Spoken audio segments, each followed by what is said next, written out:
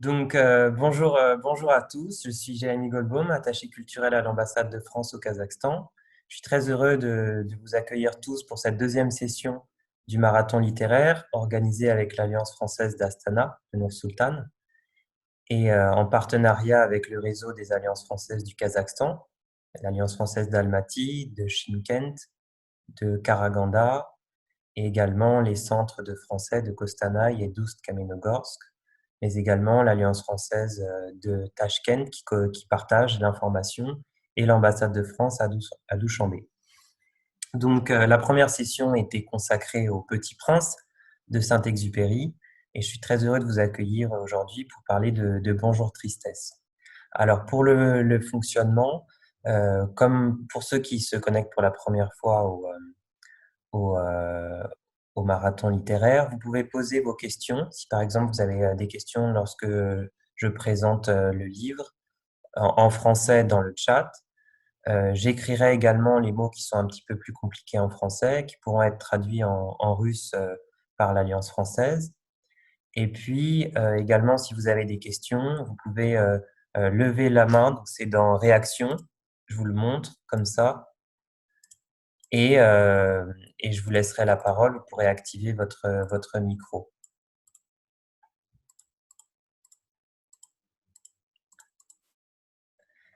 Donc, alors,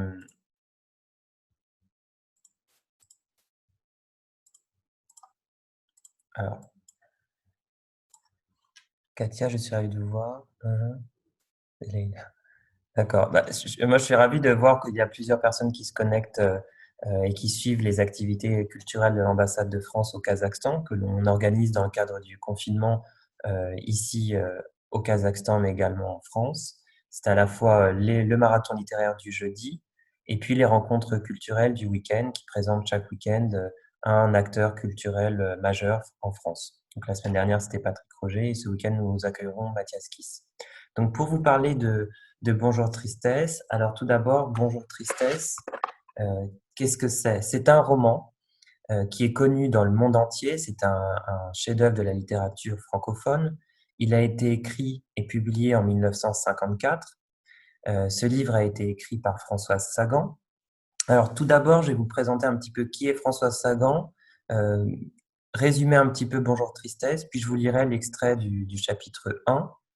Puis, je vous présenterai quelques citations qui sont mes citations préférées. Et enfin, nous échangerons chacun sur vos ressentis, sur vos questions sur le texte. N'hésitez pas à intervenir également pendant l'introduction sur des questions que vous auriez de compréhension ou même des questions générales sur le propos.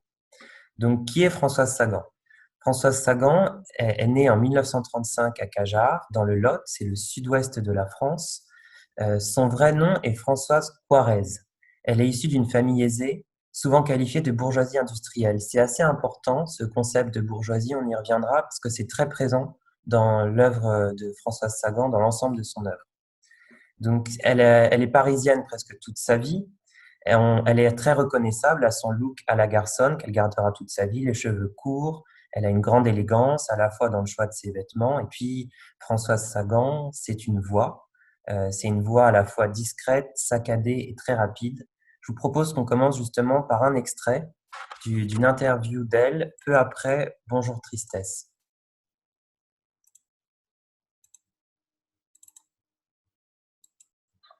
La Sagan de Saint-Trope et les bars de Saint-Germain-des-Prés. Là, on la voit avec Brigitte Bardot. Cinéma, des voitures de sport et des columnistes américains. Françoise Sagan partage-t-elle elle-même cette impression? C'est la question que je lui ai posée. Françoise Sagan, depuis 2 ans, on parle beaucoup moins de vous, on voit beaucoup moins souvent votre photo dans les magazines. Je pense que vous allez être contente d'ailleurs. Depuis 2 ans, il vous est arrivé plusieurs choses. Vous avez été malade à la suite de votre accident de voiture, vous vous êtes marié. Est-ce que vous avez le sentiment que ces 2 ans vous ont changé en quelque sorte? Eh bien, changer vraiment non, mais enfin vraiment ça a modifié ma vie courante. De quelle manière? La maladie par exemple? La maladie parce qu'on est couché et le mariage parce qu'on est rangé. La maladie vous... Donc voilà un extrait assez caractéristique. Je vous remettrai une autre interview. Là, c'était pour vous la présenter un petit peu en photo, son univers, etc. Pour ses propos, je vous la ferai écouter lors d'une deuxième interview un petit peu après. Alors, pour reprendre, justement, là, vous avez pu voir son look un petit peu qu'elle gardera toute sa vie avec la cigarette éternelle. On la voit aussi beaucoup avec des chats. Je vous montrerai davantage, je peux vous en montrer dès maintenant quelques archives de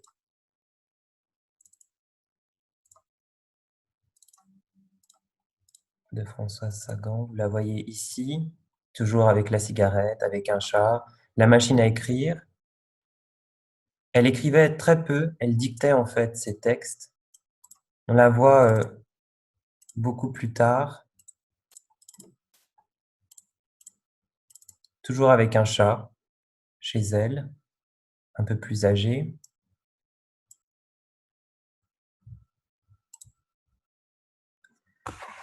Et alors, qui est Françoise Sagan? Françoise Sagan, enfant, est bonne élève. Elle est déjà passionnée de littérature. Adolescente, elle a lu l'intégralité d'À la recherche du temps perdu de Proust. Elle lit Racine, elle lit les mythes antiques. Elle possède une très bonne connaissance également des classiques de la littérature française. C'est une adolescente brillante. Elle est reçue en 1951 au baccalauréat avec 17 sur 20 en français. Elle s'inscrit à l'université de la Sorbonne en 1900, enfin, 1900, juste après son bac, en 1951. Et pendant l'été 1953, alors qu'elle a 18 ans, à Paris, elle écrit en 6 semaines Bonjour Tristesse. Ce livre fera scandale en France et lui apportera par la même occasion le succès. Elle reçoit cette même année le prix des critiques. Les critiques, ce sont les critiques littéraires. Elle est l'auteur de près de 50 ouvrages, des romans, des pièces de théâtre. Ses deux meilleures amies sont Florence Malraux, qui est assistante réalisatrice et qui est la fille d'André Malraux, le ministre de la Culture d'alors. Je vous montre quelques photos en même temps. Alors, là, vous voyez Florence Malraux, son amie d'enfance. Ici, vous voyez Bernard Franck, qui est son ami, également écrivain.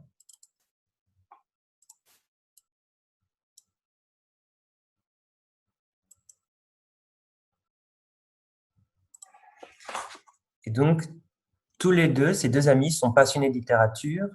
Justement, Françoise Sagan euh, aura beaucoup de chance d'avoir pour amie Florence Malraux, puisque c'est elle qui l'aidera à trouver un premier éditeur pour Bonjour Tristesse, l'éditeur de la maison Julliard. Et puis, cette passion pour la littérature dont je vous parlais, c'est de là même d'où vient le nom Sagan, puisque c'était un pseudonyme.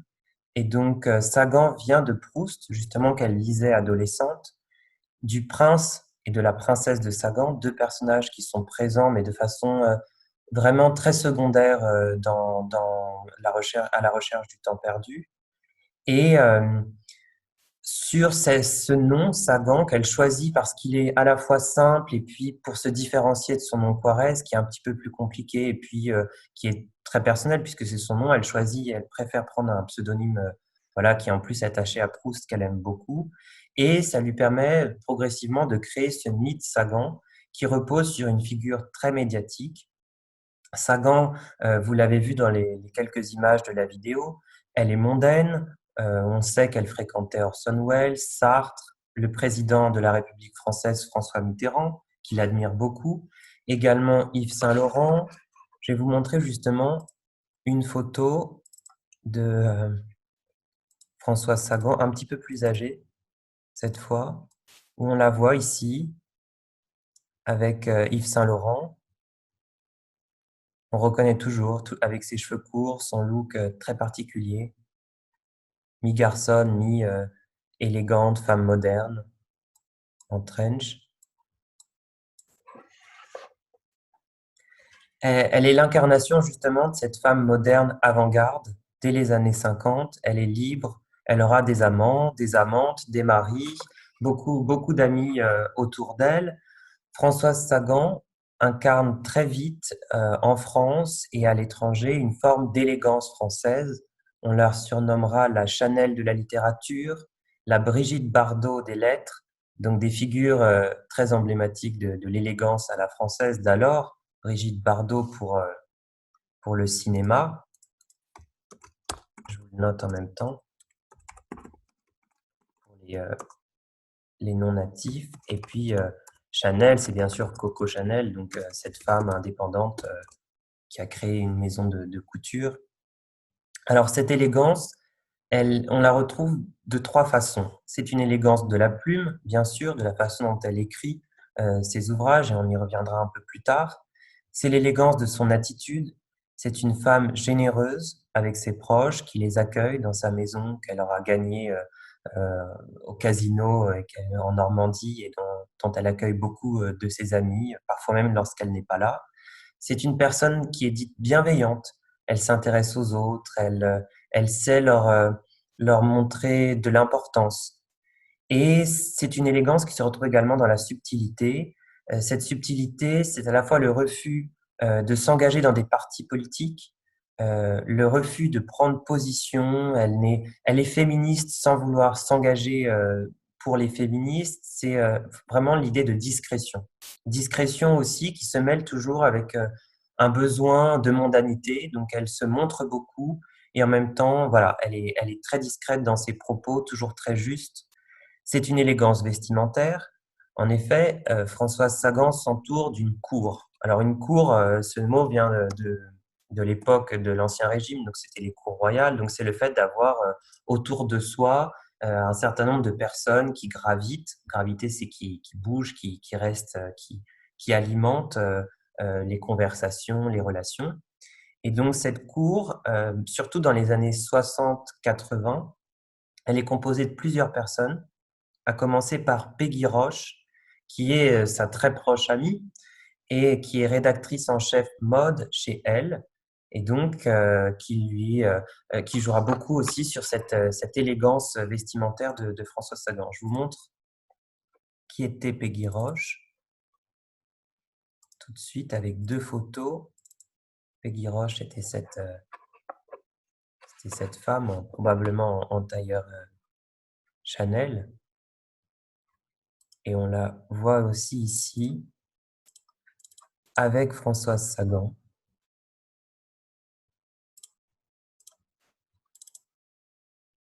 Donc vous avez Peggy Roche à gauche et Françoise Sagan à droite. Et puis des mannequins qui travaillaient parce que pour elle, en tant que rédactrice en chef mode du magazine Elle, qui existe toujours.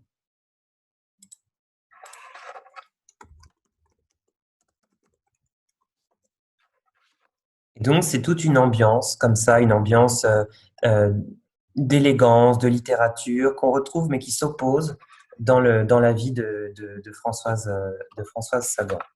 Alors justement, le rapport de Françoise Sagan à la culture et au monde, c'est une dualité entre alors une dualité, c'est une opposition forte entre une vie mondaine, superficielle, qui lui inspire notamment ses personnages de romans. Elle s'inspire beaucoup de cette grande bourgeoisie, de cette bourgeoisie parisienne pour créer ses personnages. Et c'est une vie d'intellectuelle qui, cette fois, est plutôt recluse. Elle s'isole pour écrire dans ce qu'elle appelait une maison moche, avec un jardin moche. Elle s'isole avec sa secrétaire qui écrit ses textes, alors pas pour Bonjour Tristesse, bien sûr, mais après, à partir des années 60, elle n'écrit plus elle-même, elle préfère dicter. Dicter, c'est le lire à voix haute et que sa secrétaire l'écrive. Sagan est parfois surnommée une rêveuse bourgeoise, d'après le terme de Pierre Drieux-La Rochelle. Alors, c'est pas très important, mais ce qui est important, c'est ce thème de rêveuse bourgeoisie. Alors, c'est très fort dans l'écriture de Françoise Sagan et c'est important pour les non-natifs français de comprendre ce que c'est. Lorsqu'on parle de bourgeoisie française, en tout cas lorsque l'évoque Françoise Sagan, c'est une bourgeoisie d'avant-guerre, donc qui est sur un modèle très aristocratique, avec une forme d'oisiveté, de rapport au temps. C'est surtout un rapport au temps, d'avoir le temps de faire les choses, d'avoir une forme d'harmonie dans son rapport à la vie. Et c'est très présent dans Bonjour Tristesse, lorsqu'on voit, lorsqu'elle décrit cette forme d'oisiveté, de temps suspendu, qui est très liée en même temps au caractère estival et aux vacances. Et donc, voilà, ça crée vraiment l'ambiance de ces romans. Donc, elle s'inspire beaucoup de ça. Il faut comprendre que c'est pas forcément quelque chose qui existe après l'époque de Sagan. Tout ça a beaucoup changé par la suite. Déjà même cette bourgeoisie de l'époque de Sagan est en pleine mutation puisque les modes de vie changent complètement. Sagan elle-même est fille d'un industriel donc qui travaille. Donc le rapport au temps a beaucoup changé avec la nécessité de travailler dans toutes les classes sociales. Et les deux thèmes forts que Sagan puise et exprime dans ses romans, ce sont à la fois la déception amoureuse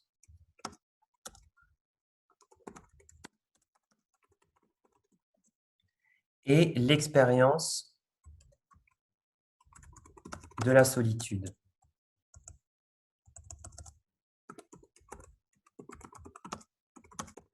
Je vous l'écris avec la traduction en russe.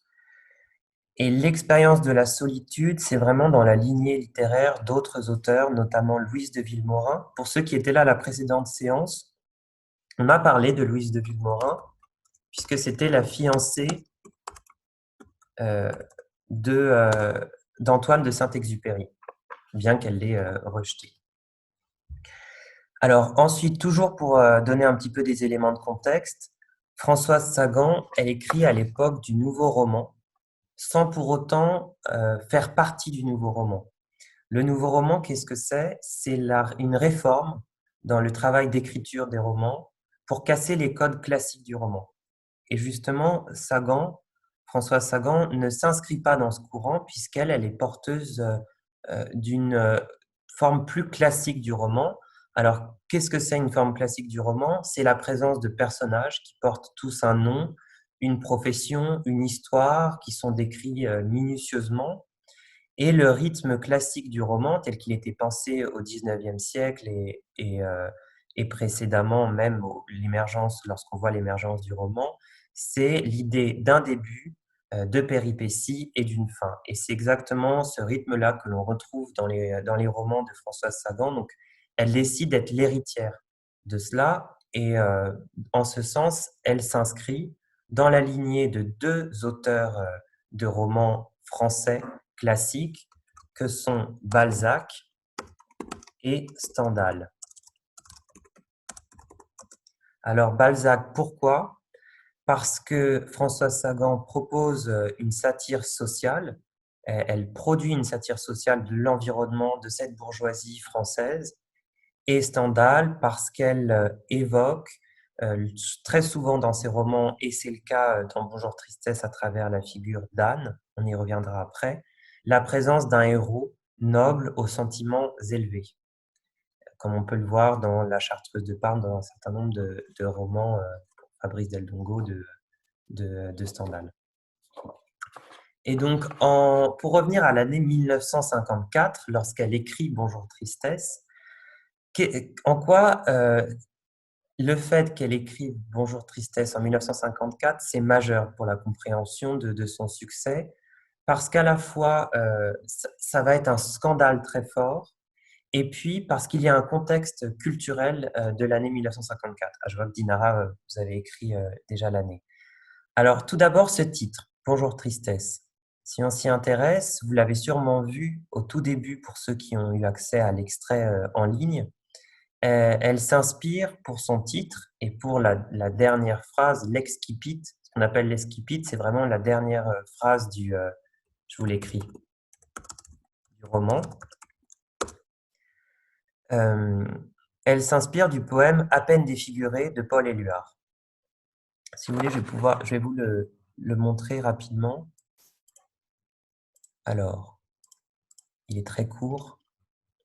Il est ici. Vous me dites dans le chat si vous voyez bien et si vous voulez que je précise certains termes. Donc, je vais le lire. Adieu tristesse, bonjour tristesse, tu es inscrite dans les lignes du plafond, tu es inscrite dans les yeux que j'aime, tu n'es pas tout à fait la misère, car les livres les plus pauvres te dénoncent. Par un sourire, bonjour tristesse, amour des corps aimables, puissance de l'amour, dont l'amabilité surgit comme un monstre sans corps, tête désappointée, tristesse beau visage. Paul Éluard, La vie immédiate. C'est ce poème qui inspira à Françoise Sagan son titre. Elle est connue pour régulièrement, pour l'ensemble de ses romans, être très pointue, parfois même utiliser des termes qui ne sont pas forcément appropriés au monde animal, un petit peu à l'image de Saint-Exupéry lorsqu'on a étudié le Petit Prince la semaine dernière. Et c'est ça aussi qui fait la spécialité, l'élégance de la plume de Françoise Sagan, c'est la façon dont elle mêle également les mots sans apporter trop de décorum autour.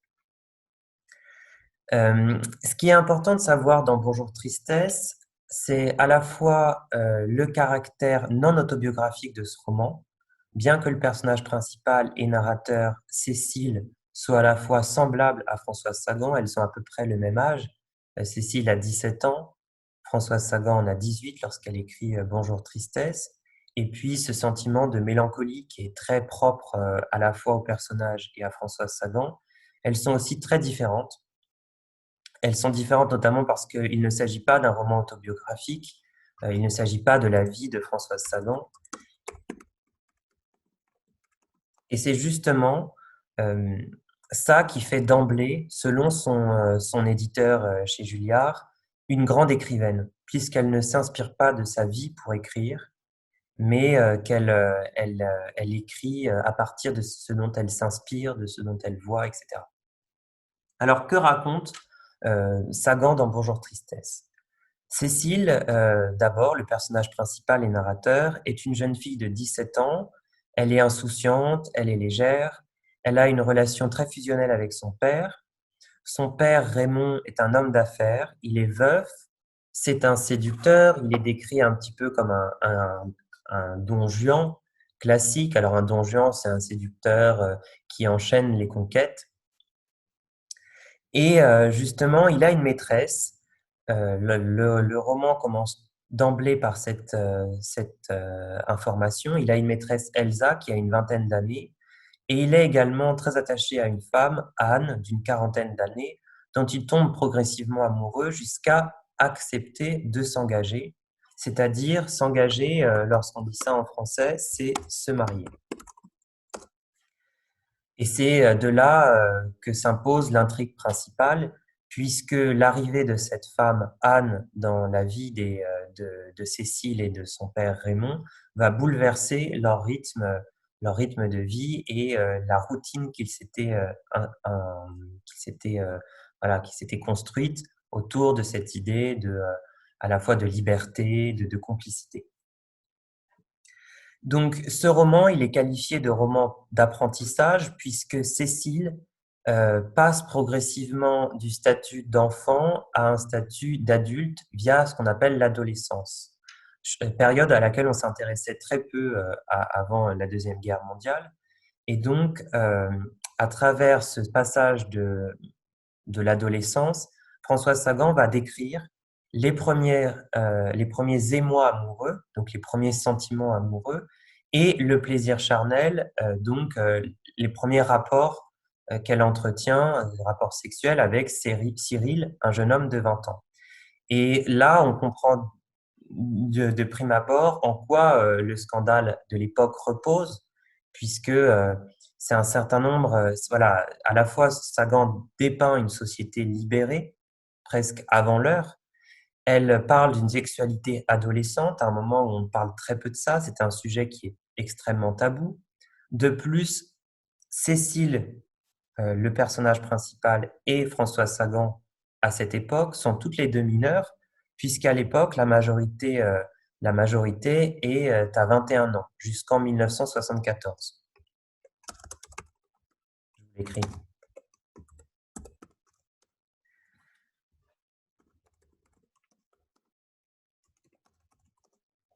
Donc, on parle de personnes qui sont très jeunes, qui ne sont pas forcément censées vivre ce type d'émotions, et pour autant, François Sagan va mettre des mots sur ses expériences et sur ses émotions d'une jeune adolescente.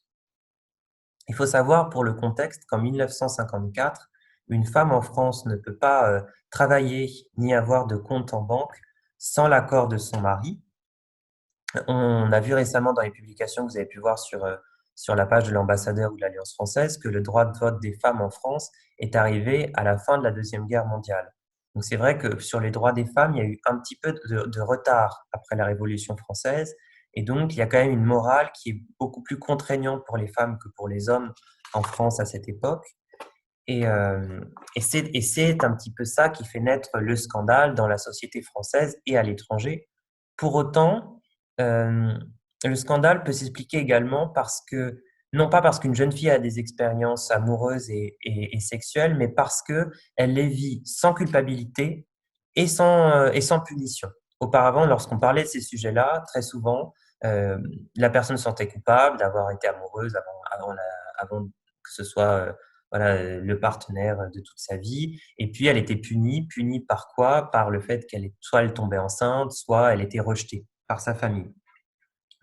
Pourtant, le scandale n'empêche pas la publication, voire même la diffusion dans le monde entier, puisque Bonjour Tristesse se retrouve partout, à la fois aux États-Unis, qui sont pourtant à cette époque plus puritains sur des questions de morale, et dans l'ex-URSS, donc en Russie, on trouve Bonjour Tristesse qui est traduit. Et les jeunes personnes en France le lisent en cachette et vivent leur première émotion en lisant Bonjour Tristesse, leurs premiers émois. Alors, Bonjour Tristesse est considéré à juste titre comme un chef-d'œuvre de la littérature française, à la fois par la maturité et l'élégance de Sagan lorsqu'elle écrit ce livre, puisqu'on l'a dit, elle avait 18 ans seulement. Elle a le mot juste, sans artifice. Alors, un artifice, en français, euh, c'est quelque chose de superflu, qui est ajouté, qui brille un petit peu, mais qui n'a pas forcément, qui donne pas plus de sens au propos. Et donc cette notion d'artifice, on la retrouve parfois dans des grandes descriptions très alambiquées. C'est pas le cas de Sagan. Alors l'autre point majeur que l'on pressent dans Bonjour Tristesse et que l'on observe, c'est l'intertextualité. Je vous l'écris, hein, l'intertextualité de son œuvre. L'intertextualité, c'est le fait de faire des croisements entre différents auteurs, d'avoir des références très riches liées à d'autres écrits. Alors cette intertextualité, on l'a vu, c'est à la fois, on la retrouve dans Baudelaire, de Proust, elle s'inspire d'auteurs classiques français. Il y a notamment aussi la présence dans Bonjour Tristesse de deux auteurs principaux que l'on retrouve à travers le thème principal. C'est Marivaux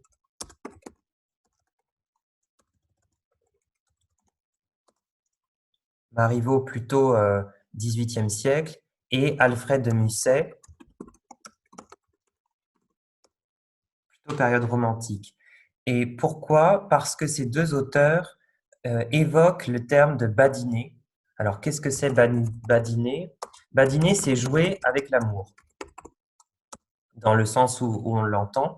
Et donc, jouer, c'est rentrer dans des jeux de séduction, c'est être toujours dans une volonté de plaire. Et ces deux thèmes sont très présents puisque Alfred de Musset en a fait une pièce de théâtre, On ne badine pas avec l'amour, qui signifie il ne faut pas jouer avec l'amour. Et c'est effectivement la maxime qui pourrait présenter, c'est-à-dire la morale qui pourrait présenter Bonjour Tristesse, puisque la fin est un peu tragique. À force de jouer avec les sentiments amoureux, il peut y avoir des situations compliquées. Les autres preuves de l'intertextualité de son œuvre sont à la fois les mythes antiques. Donc on a le mythe d'Œdipe, qui est très présent. Alors, le mythe d'Œdipe, est-ce que vous connaissez tous? Vous pouvez me mettre dans le chat si vous voulez que j'explique. Mais en quelques mots, c'est dans l'Antiquité grecque un personnage qui va par une tragédie, un concours de circonstances, tuer son père et se marier avec sa mère. Freud s'est beaucoup servi de ce mythe qui est devenu très populaire à la fin du 19e siècle notamment, et tout le courant du 20e siècle. C'est cette idée du rapport à ses parents dans sa construction psychologique. Et donc, elle s'en sert pour présenter la relation très fusionnelle que Cécile entretient avec son père. Donc, c'est pas quelque chose non plus de l'ordre de l'amoureux, mais c'est quelque chose sur lequel on comprend que voilà, c'est une grande fusion entre un parent et son enfant. Et l'autre auteur qui inspire beaucoup Bonjour Tristesse, c'est Racine, avec le caractère tragique de Phèdre qu'on retrouve dans Bonjour Tristesse avec la mort et ce qu'on présume comme étant un suicide, même si ce n'est pas totalement certain. Et donc, je vais vous montrer d'abord quelques images d'un film d'Otto Preminger qui a été produit en 1958 de Bonjour Tristesse, qui montre un petit peu, voilà, qui permet d'illustrer un petit peu l'ambiance de Bonjour Tristesse, donc à la fois la Côte d'Azur, la villa futuriste dans laquelle elle est, et puis là on voit Cécile, le personnage principal à gauche, et Anne, cette femme qui est décrite comme très élégante, à droite. Je pourrais vous montrer une autre image encore de Bonjour Tristesse de ce film, qui permet un petit peu d'illustrer le caractère de la jeune Cécile au moment du récit.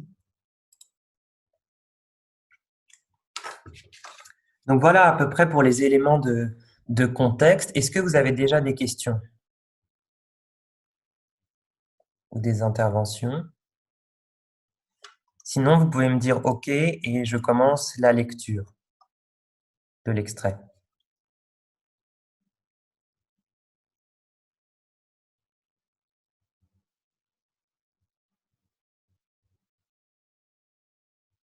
OK, super. Alors, on continue. Dites-moi aussi si vous avez des questions sur certains mots ou au niveau de la langue. Alors, je vous propose que là, pour ceux qui préfèrent suivre en russe, nous allons vous mettre le texte en russe dans le chat. Et je vais partager l'écran comme la semaine dernière pour Le Petit Prince. Je vais partager l'écran pour le texte en français. Comme ça, vous pouvez suivre en même temps en fonction, soit sur le texte en russe, soit sur le texte en français.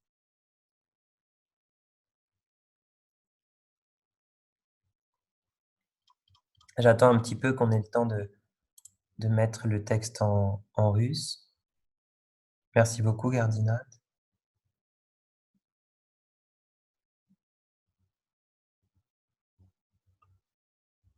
Alors,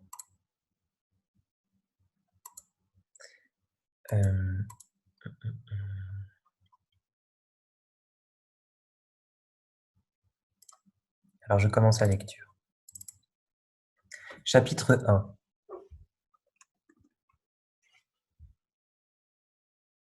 Sur ce sentiment inconnu, dont l'ennui, la douceur m'obsèdent, j'hésite à apposer le beau nom grave de tristesse.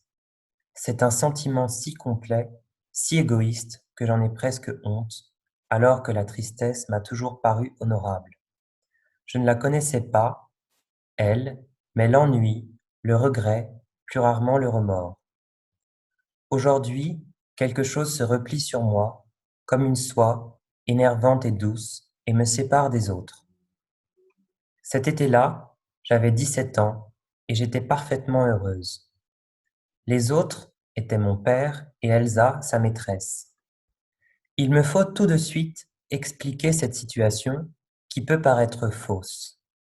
Mon père avait 40 ans, il était veuf depuis 15 ans et c'était un homme jeune, plein de vitalité, de possibilités, et à ma sortie de pension 2 ans plus tôt, je n'avais pas pu ne pas comprendre qu'il vécut avec une femme.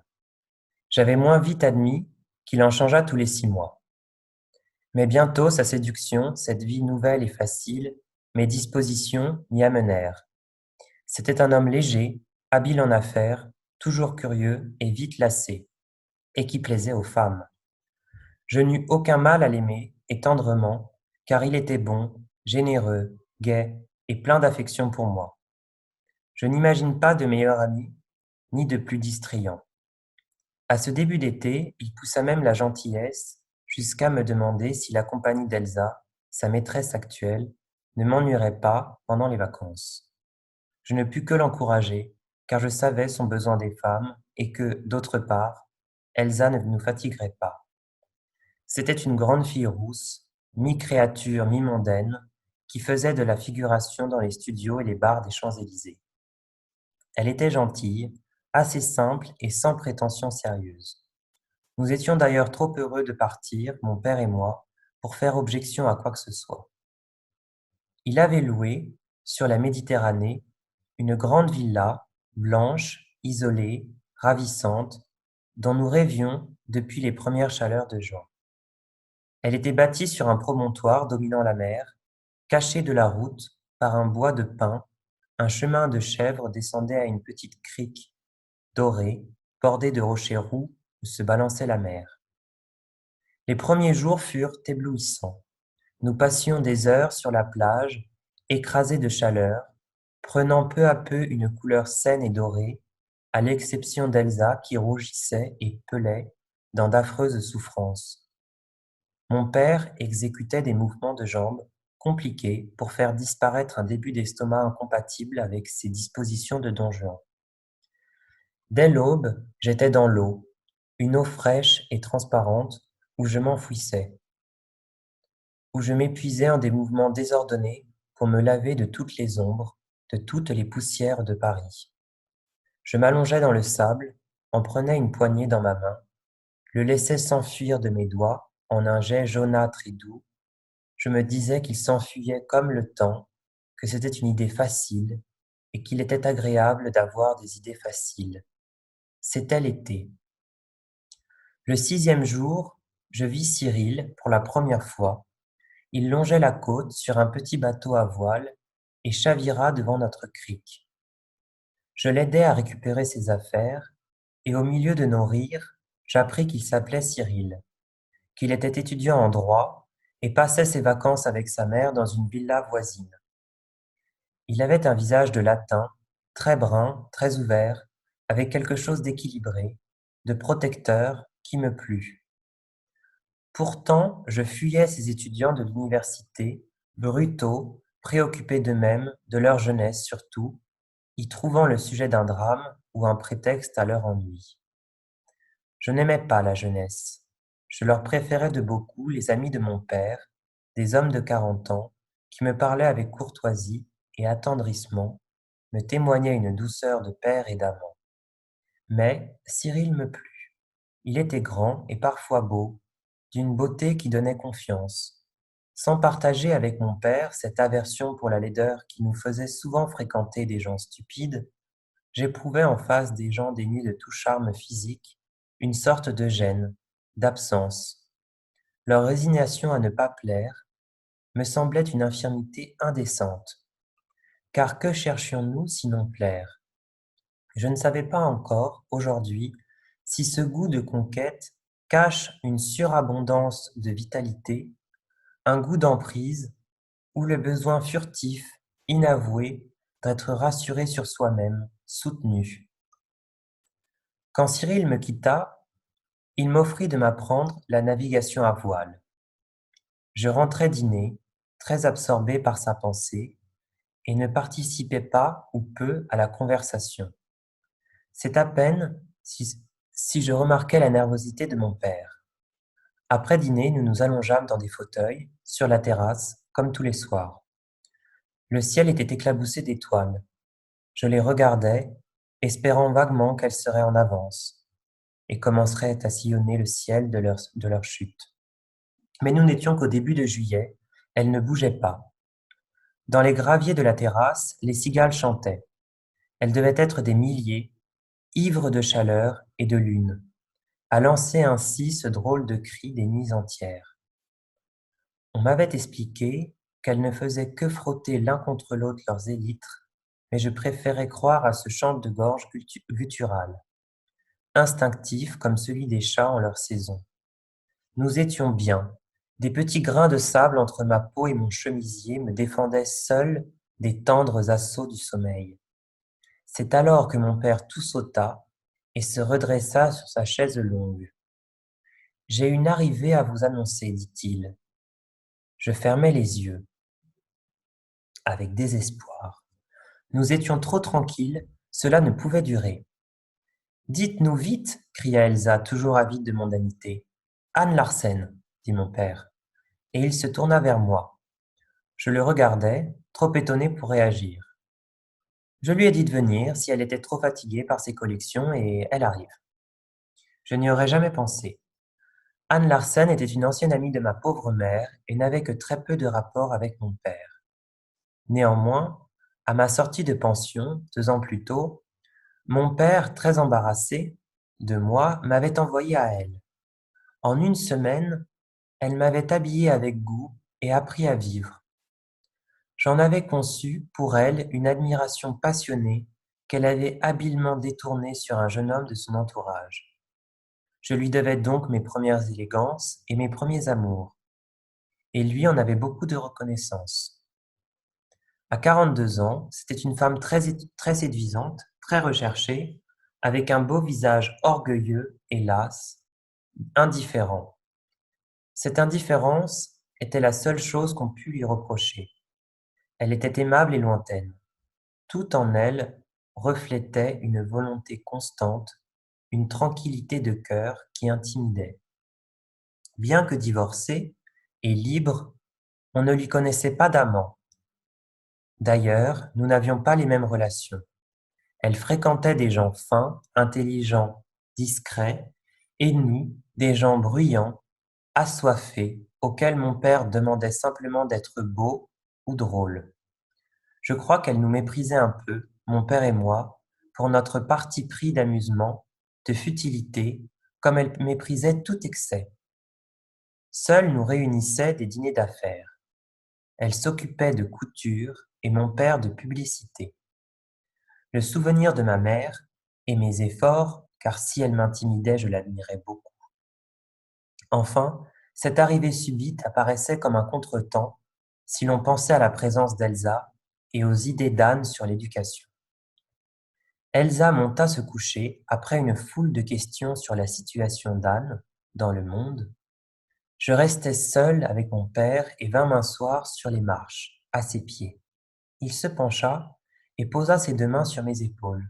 « Pourquoi es-tu si efflanquée, ma douce? Tu as l'air d'un petit chat sauvage. J'aimerais avoir une belle fille blonde, un peu forte, avec des yeux en porcelaine et… » La question n'est pas là, dis-je. Pourquoi as-tu invité Anne? Et pourquoi a-t-elle accepté? Pour voir ton vieux père, peut-être, on ne sait jamais. Tu n'es pas le genre d'homme qui intéresse Anne, dis-je. Elle est trop intelligente, elle se respecte trop. Et Elsa? As-tu pensé à Elsa? Tu t'imagines les conversations entre Anne et Elsa? Moi pas. Je n'y ai pas pensé, avoua-t-il. C'est vrai que c'est épouvantable. Cécile, ma douce, si nous retournions à Paris. Il riait doucement en me frottant la nuque. Je me retournai et le regardai. Ses yeux sombres brillaient, des petites rides drôles en marquaient les bords. Sa bouche se retroussait un peu. Il avait l'air d'un faune. Je me mis à rire avec lui, comme chaque fois qu'il s'attirait des complications. Mon vieux complice, dit-il, que ferais-je sans toi? Et le ton de sa voix était si convaincu, si tendre, que je compris qu'il aurait été malheureux. Que je compris qu'il aurait été malheureux. Tard dans la nuit, nous parlâmes de l'amour, de ses complications.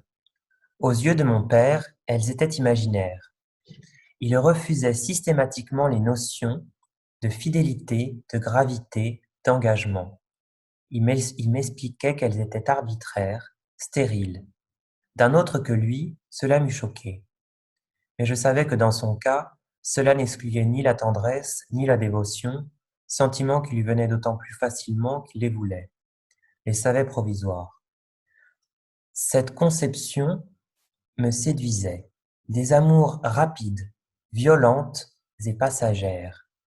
Je n'étais pas à l'âge où la fidélité séduit. Je connaissais peu de choses de l'amour, des rendez-vous, des baisers et des lassitudes.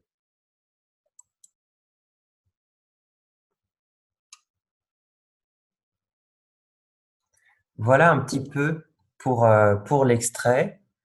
Alors, dites-moi déjà s'il y a des passages que vous souhaiteriez que j'explique, s'il y a des mots que vous n'avez pas très bien compris. J'ai vu que Dinara et l'Alliance française ont partagé les traductions.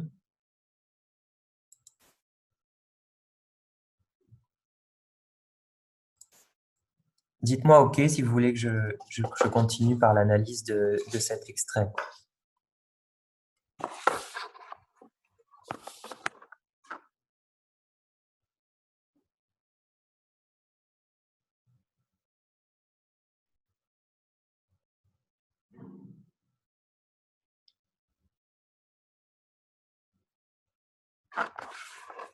Très bien.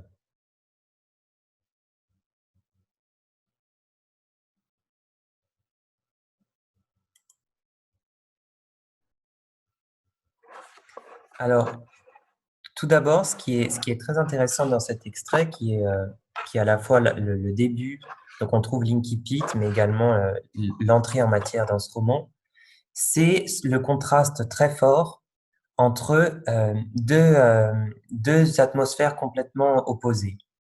D'une part, on trouve des références à la fois au bien-être, à une forme d'harmonie et de bonheur. Je vous l'écris en même temps. Ces trois notions se retrouvent dans l'extrait par l'usage d'un certain nombre d'adjectifs comme heureuse, bon, généreux, gai, gentil, trop heureux, saine et dorée, doux, facile. Tous ces adjectifs créent une ambiance très chaleureuse, très agréable, que l'on peut particulièrement lier au caractère estival, à ce caractère de villégiature que vivent actuellement à ce moment-là Cécile et Raymond. Villégiature, c'est les vacances en français. Et donc, il y a une opposition entre ces premiers thèmes présents, qui sont plutôt jugés comme positifs, avec ce que l'on peut apercevoir comme l'annonce d'une catastrophe, donc un certain nombre de termes plutôt, cette fois, à tendance dramatique. Il y a à la fois le verbe chavira, le mot drame, le mot absence, le mot chute, nervosité. Le contraste entre les deux pose le tableau de l'ensemble du roman, de ce à quoi on va pouvoir s'attendre. À la fois une description très élégante et presque amusante, c'est ce que dit la couverture qui est derrière moi en anglais, pour résumer en quelques mots Bonjour Tristesse, c'est un livre drôle, très français, un roman à la française, et en même temps ce drame sous-jacent que l'on va découvrir progressivement et qui nous interroge dès l'incipit, dès le début. L'incipit, c'est l'entrée en matière, puisque Cécile explique en tant que narrateur cette tristesse qui est présente et dont elle se souvient, qui l'habite en fait, qui fait corps avec elle, et que l'on découvrira uniquement, dont on découvrira la raison à la fin. Alors, ce sentiment de paix, de calme avant la tempête, comme on dit en France, c'est une expression qui peut-être se retrouve en russe, se retrouve dans ce vocabulaire de l'été, d'un été idéal, et en même temps, il y a tout un topos du grain de sable dans cet extrait, du grain de sable à la fois qui peut rentrer dans un rouage technique et mettre fin au bon fonctionnement. Et donc ce grain de sable, il est évoqué physiquement par le sable, mais également à travers l'arrivée d'Anne qui bouleverserait, tel que l'entend Cécile, le mode de vie construit par Raymond et Cécile. Alors, c'est intéressant la façon dont est décrite Anne justement dans cet extrait. Mais d'abord, intéressons-nous au rapport à l'amour à travers l'échange entre Cécile et Raymond qui pose les bases de cette liberté présente dans le roman Bonjour Tristesse.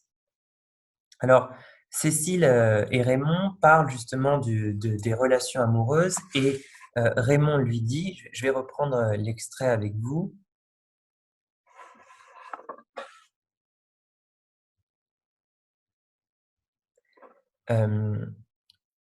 Tard dans la nuit, nous parlâmes de l'amour, de ses complications. Aux yeux de mon père, elles étaient imaginaires. Il refusait systématiquement les notions de fidélité, de gravité, d'engagement. Donc, ce qui fait le scandale, effectivement, et en même temps, c'est ce que refuse Sagan dès les premières lignes, ce n'est pas forcément la situation du père qui a des maîtresses, puisque finalement, il est veuf. Être veuf, c'est avoir perdu son épouse qui est décédée. Et donc, il n'y a pas d'idée de tromperie, en tout cas officielle.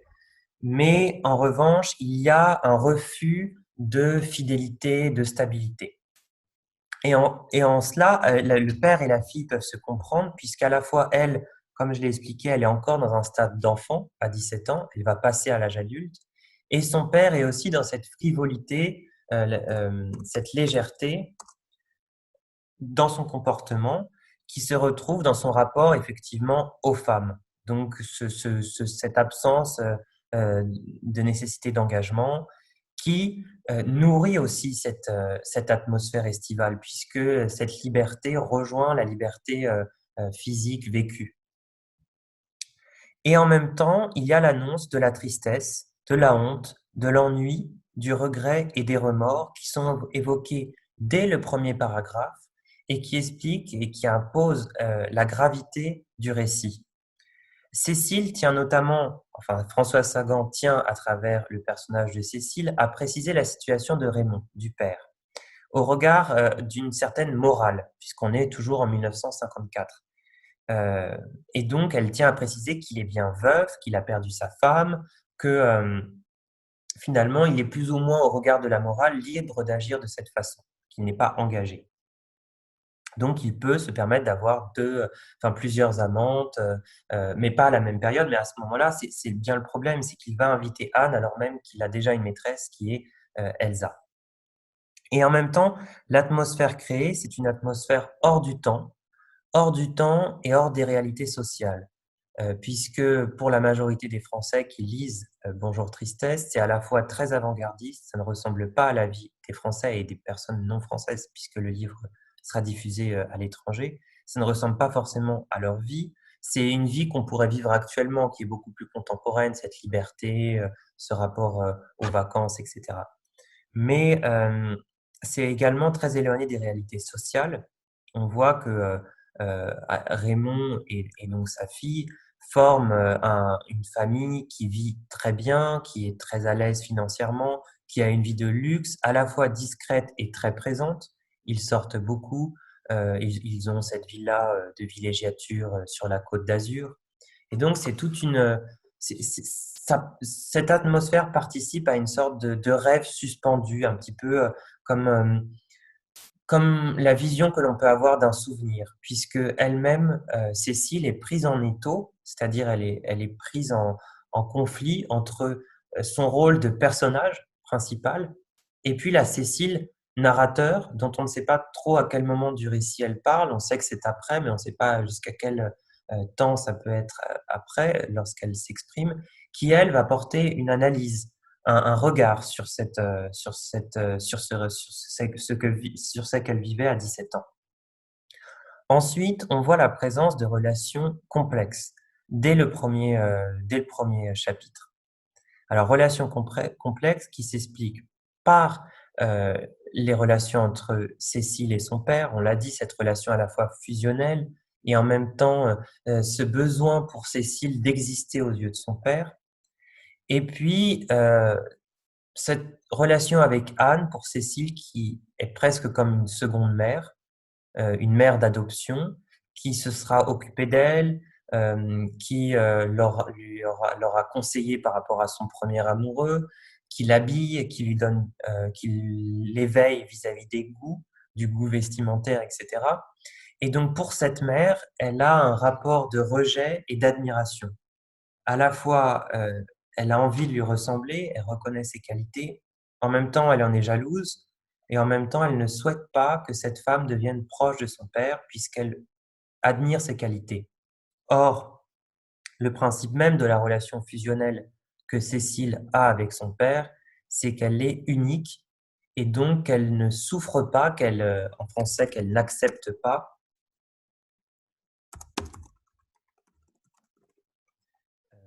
de concurrente. Souffrir en français, c'est aussi accepter, paradoxalement.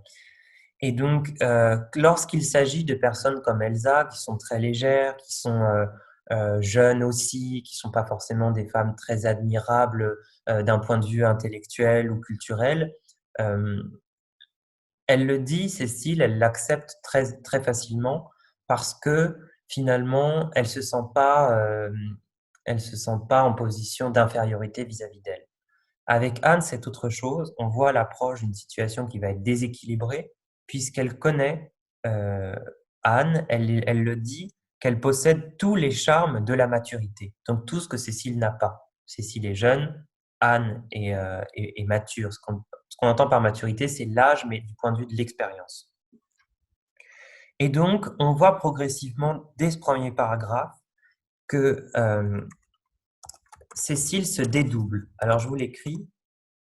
Se dédoubler, c'est créer deux entités, deux personnalités. À la fois, elle se déteste, en même temps, elle va agir, elle va comploter. Alors, comploter, c'est agir pour faire quelque chose de mauvais, de négatif, pour se débarrasser d'Anne.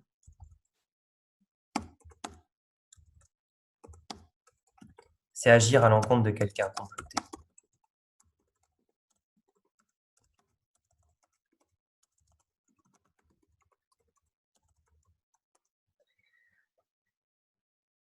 Et donc, il y a ce conflit intérieur et ce conflit extérieur. Conflit avec Anne, parfois conflit avec son père, conflit intérieur lié aux émotions amoureuses qu'elle ressent pour Cyril, qu'elle aime et à la fois qu'elle rejette. Ce jeu qu'elle va jouer tout au long du récit, puisqu'elle va faire en sorte que Cyril et Elsa aient une liaison pour rendre jaloux, ou jouent à la liaison pour rendre jaloux Raymond, le père de Cécile, afin qu'il se détache d'Anne. Et donc tout ce jeu présente cette dualité du personnage qui justement est en apprentissage d'elle-même. Et j'ai entendu une très bonne analyse sur France Culture, une radio française, qui disait qu'elle doit apprendre à changer pour rester elle-même. Et donc, elle doit s'accepter et non plus se simplifier. Car on voit que Cécile, pendant tout le roman, elle cherche à revenir à une situation antérieure, où elle est encore la petite fille de son père. Elle ne veut pas grandir, elle veut garder ce lien très proche. Et finalement, l'idée, c'est plutôt l'inverse. C'est il faut tout changer pour que rien ne change. Et c'est une phrase que j'aime beaucoup du Guépard, un livre qui est repris après dans un film de Visconti. Et cette phrase, tout changer pour que rien ne change, finalement, il faut évoluer pour être capable de s'accepter en tant qu'individu complet. Et donc, ce dédoublement de Cécile se retrouve dans à la fois son rôle, celle qui raconte l'histoire et celle qui vit l'histoire. Elle analyse tout au long du récit ses actes et ses sentiments et elle est prise par cet impérieux besoin, donc ce besoin très important de trouver une sorte de sens à ce qui s'est passé cet été-là, puisque qu'est-ce qu'il s'est passé cet été-là? Pour ceux qui n'ont pas lu Bonjour Tristesse, eh bien, à force de badiner, de jouer avec l'amour, il y a une situation très compliquée qui est vécue par Anne, qui finalement meurt dans un accident de voiture que l'on soupçonne être un suicide, donc elle se serait donné la mort. Et à la fin du récit, justement, ce qui est intéressant, c'est que on voit cette dualité qui est encore présente chez Cécile, puisque elle explique qu'elle pense que elle fait croire encore que c'est lié au hasard. Je vous lis cette phrase, je vous le mets en partage d'écran, ici. Alors, vous voyez, voilà, c'est ici. Ce paragraphe-là, durant un mois, et ça commence à partir de là. Nous pûmes bientôt parler d'Anne sur un ton normal, comme d'un être cher, avec qui nous aurions été heureux, mais que Dieu avait rappelé à lui. J'écris Dieu au lieu de hasard, mais nous ne croyons pas en Dieu, déjà bien heureux en cette circonstance de croire au hasard. Alors, qu'est-ce qui est intéressant dans cette phrase? Ce qui est intéressant, c'est que finalement, on voit encore cette ambivalence chez Cécile, puisqu'elle ne reconnaît pas sa faute. C'est ces jeux qui ont créé cette situation très compliquée, et finalement, elle préfère jouer à la fois sur la notion de hasard, qui lui permet d'échapper à sa responsabilité, et aussi sur l'usage du nous, déjà bien heureux au pluriel, donc elle et son père, en cette circonstance de croire au hasard. Et justement, c'est cet usage du nous qui permet davantage de la déresponsabiliser, puisqu'elle se met dans une position d'unité avec son père et non plus elle en tant qu'acteur d'une situation qui a été complexe. Voilà à peu près l'analyse que l'on peut faire de cet extrait. Je souhaiterais terminer sur l'incipit, que je trouve très intéressant puisqu'il clôt l'excipit, pardon, donc la dernière phrase du roman, puisqu'il clôt de façon très admirable, de façon très élégante, le début du récit, l'incipit, qui parlait justement de cette tristesse. Je vous le lis puisque c'est également le moment où elle explique le titre du roman, où elle évoque le titre du roman. Voilà. Seulement, quand je suis dans mon lit, à l'aube, avec le seul bruit des voitures dans Paris, ma mémoire parfois me trahit. L'été revient, et tous ces souvenirs, Anne, Anne, je répète ce nom très bas et très longtemps dans le noir, quelque chose monte alors en moi, que j'accueille par son nom, les yeux fermés. Bonjour tristesse.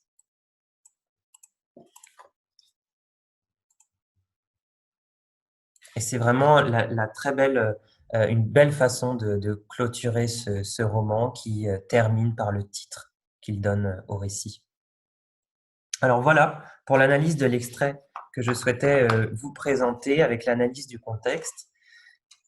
N'hésitez pas, si vous avez d'abord des questions, dites-moi un petit peu ce que vous avez pensé de cet extrait, de l'analyse, de Bonjour Tristesse.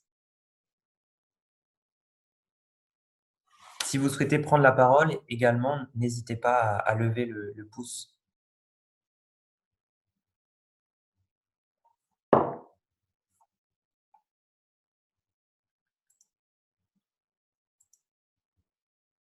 Et si vous souhaitez, je peux continuer avec les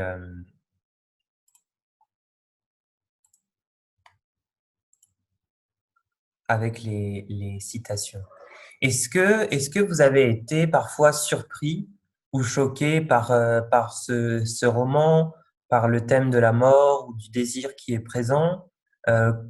Quelles ont été vos premières impressions quand vous l'avez lu? Est-ce que pour certains, vous vous êtes reconnus dans cette espèce d'élan de jeunesse que l'on peut ressentir et ces formes de sentiments très contrastés qu'on peut avoir à la fois pour ses proches, ses parents? Est-ce que c'est quelque chose que vous avez ressenti, par exemple?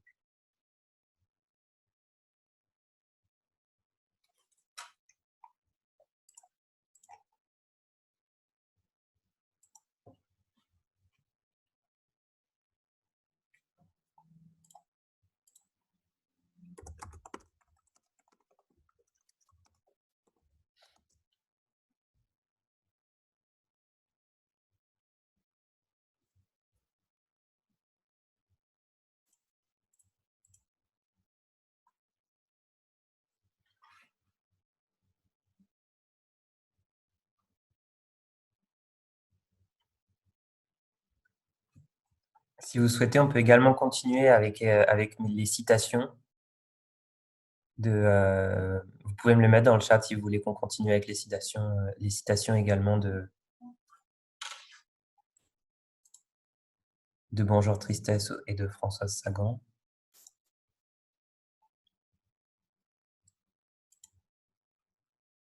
Alors, tout d'abord, sur Bonjour Tristesse, il y a quelques citations que je vous ai prises comme ça un petit peu à différents moments du récit et que je souhaiterais vous lire car je les trouve vraiment particulièrement belles et représentatives de ce roman. Donc, ok, on continue sur les citations. Alors, voilà. Alors, la première, je vous l'ai déjà lue, c'est l'Exquipite. La deuxième, je vais toutes vous les lire, ou bien je vous les lis une par une, vous réagissez s'il y en a une qui vous plaît en particulier, si vous voulez que je l'explique. Alors, pour la première fois, j'avais connu ce plaisir extraordinaire, percer un être, le découvrir, l'amener au jour, et là, le toucher, comme on met le doigt sur un ressort, avec précaution. J'avais essayé de trouver quelqu'un, et cela s'était déclenché aussitôt. C'est Cécile lorsqu'elle parle de sa rencontre avec Cyril, et je trouve elle explique particulièrement bien la complexité de son rapport à la première découverte. Elle dit encore, mon corps le reconnaissait, se retrouvait lui-même, s'épanouissait contre le sien. Je voulais lui faire mal, le marquer pour qu'il ne m'oublie pas un instant de la soirée, qu'il rêve de moi la nuit. Je craignais que l'on ne pût lire sur mon visage les signatures éclatantes du plaisir, en ombre sous mes yeux, en relief sur ma bouche, en tremblement. De temps en temps, le souvenir du corps de Cyril, celui de certains instants, me vidait le cœur. Là, c'est lorsqu'elle elle se sépare de lui. Un désir de défaite, ni la colère ni le désir, ne m'avaient entraîné comme celui-là, abandonner la comédie, confier ma vie, me mettre entre ses mains jusqu'à la fin de mes jours. Je n'avais jamais ressenti une faiblesse aussi envahissante, aussi violente. Je fermais les yeux. Il me semblait que mon cœur cessait de battre. Ou encore celle-ci. Nous avions parlé de tout, de l'amour, de la mort, de la musique. Il m'abandonnait, me désarmait lui-même. Je le regardais, je pensais, tu ne m'aimes plus comme avant. Tu me trahis. Et j'essayais de lui faire comprendre sans parler, j'étais en plein drame. Cette citation, elle exprime vraiment cette dualité de Cécile que je vous ai mentionné précédemment, puisqu'on voit ce mélange de sentiments, ne serait-ce que par rapport à Cyril, qu'elle peut avoir entre un désir très présent, un amour très fort, et en même temps ce besoin de détachement total, et ce besoin de se sentir plus aimé par l'autre que finalement que le fait de donner de l'amour soi-même.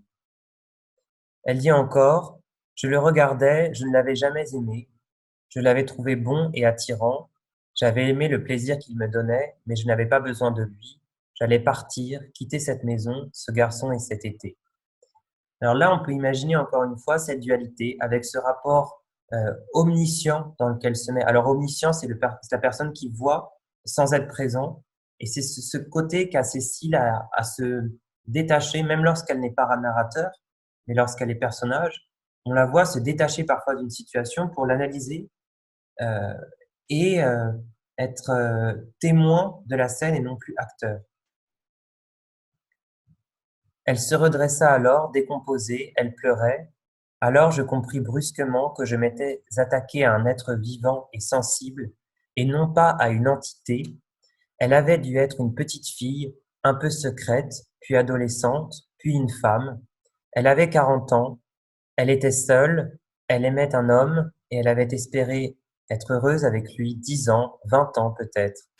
Et moi, ce visage, c'était mon œuvre. J'étais pétrifié, je tremblais de tout mon corps contre la portière. Dans cette citation, c'est le moment où Cécile parvient à faire pleurer Anne.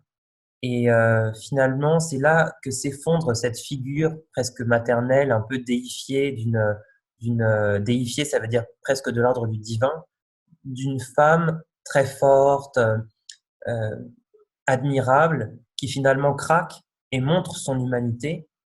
Et c'est en montrant son humanité, en pleurant, en se mettant à nu, c'est-à-dire en montrant ses faiblesses à Cécile, que Cécile va prendre conscience finalement la, de l'impact de ses actes et que ce n'est pas un jeu. À ce moment-là, elle a blessé un être humain et voire pour la comprendre, elle dit même qu'il avait dû être une petite fille un peu secrète, puis une adolescente, donc elle s'identifie à elle. Elle dit également, cette subite douceur, mon excès de violence précédent, me donnait envie de pleurer. Je les regardais partir, je me sentais complètement vidée. Ma seule consolation était l'idée de ma propre délicatesse. Alors cette citation, je la trouve magnifique puisque elle est au cœur de Bonjour Tristesse. C'est comment on exprime le sentiment de tristesse et elle l'explique par un mélange entre une douceur, une violence.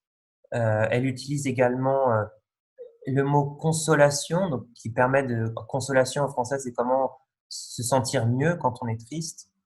Et elle le dit par sa propre délicatesse. Donc il y a vraiment un jeu de miroir entre ce qu'elle vit, ce qu'elle ressent et la façon dont elle se met en scène. Et c'est cette mise en scène qui presque la rassure. Il y a encore deux petites citations que j'aimerais vous lire de Bonjour Tristesse. Alors celle-ci, j'avais toujours vécu, or voici que ces quelques jours m'avaient assez troublé pour que je sois amené à réfléchir, à me regarder vivre. Et ce qui est intéressant dans cet extrait, c'est que là, elle exprime dans le texte, avec ses mots, le fait justement, cette dualité où elle est à la fois présente et témoin, acteur et omnisciente. Et donc, on le voit là, puisqu'elle le dit, c'est cette situation, ces quelques jours qui finalement l'ont rendue omnisciente et lui ont donné ce rôle de narrateur qui doit transmettre quelque chose. Et enfin, la dernière citation. Un jour, j'aimerai quelqu'un passionnément et je lui chercherai un chemin vers lui, ainsi, avec précaution, avec douceur, la main tremblante. Et là encore, on voit toute l'élégance de la plume de Françoise Sagan. C'est à la fois très juste, sans artifice, et en même temps, on peut se projeter complètement dans cette émotion, d'où que l'on soit.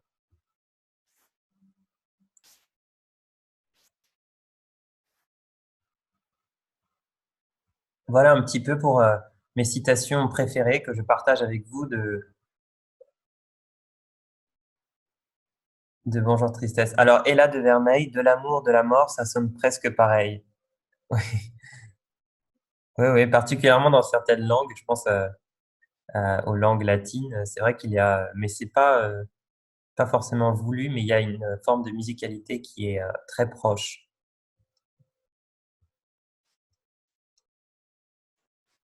Est-ce que vous avez un passage que vous avez particulièrement aimé dans Bonjour Tristesse, un moment où vous vous êtes senti très proche du narrateur ou qui vous a particulièrement marqué par la beauté de l'écriture?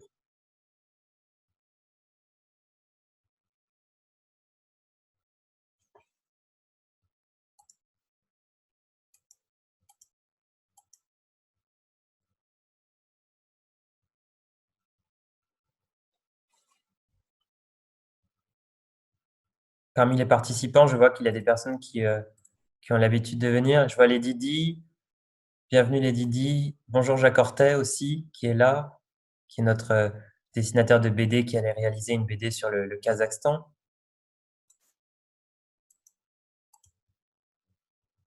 Et Katerina aussi. Et là, et là, je vois que vous êtes là aussi. N'hésitez pas à intervenir, hein, comme vous l'avez fait pour Le Petit Prince, voire même prendre votre micro pour la poser à l'oral et pratiquer votre français pour ceux qui sont apprenants. Alors, les extraits où elle décrit Anne. Ah oui, ça vous a beaucoup plu, Gulnare. Alors, par rapport à Marcel Proust, en fait, effectivement, Françoise Sagan a lu Proust lorsqu'elle avait 17 ans. Elle finit la recherche du temps perdu, à la recherche du temps perdu, qui est en fait l'œuvre majeure de Proust qu'on appelle la cathédrale. La cathédrale parce que ça a été bâti, c'est vraiment un chef-d'œuvre de la littérature française. Et lorsqu'elle lit Proust, ça lui sert pour beaucoup de choses. À la fois parce que Proust, euh, un peu comme Sagan, dresse un tableau de la haute société de son époque, qu'il fréquente d'ailleurs personnellement, et dont il s'inspire pour créer ses personnages. Et donc, oui, tout à fait, c'est un des plus longs livres du monde, et avec des grandes descriptions, des grandes phrases. C'est vrai c'est pas forcément un livre simple à lire, et notamment à 17 ans, mais beaucoup, en tout cas, de personnes qui ont étudié ou qui ont travaillé ou qui ont été proches de François Sagan disent qu'il a été majeur dans sa façon d'écrire, et notamment Bonjour Tristesse, dans sa façon de s'inspirer de son environnement pour écrire, dans sa façon aussi dont elle dresse le portrait d'une certaine société, dont elle parle d'une atmosphère particulière. Et ça, c'est très marquant. Voilà. Et donc, cette connexion, elle est liée à l'inspiration que, que, que, que représente Proust pour Françoise Sagan.